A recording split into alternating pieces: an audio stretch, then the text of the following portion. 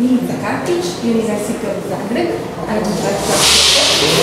How the project of your art can address depression needs? Ja zaista, gledajući s aspekta hrvatskog zdravstvenog sustava, mogu reći da ovaj projekt može značajno doprinijeti, možda najveći doprinos je tome da omogući i ubrza implementaciju nacionalnog programa, preventivnog nacionalnog programa za kardiovaskularne bolesti u primarnoj zdravstvenoj zaštiti. A s druge strane, kad gledamo plan projekta, on zaista nudi mogućnost oblikovanja jednog dobrog modela suradnje između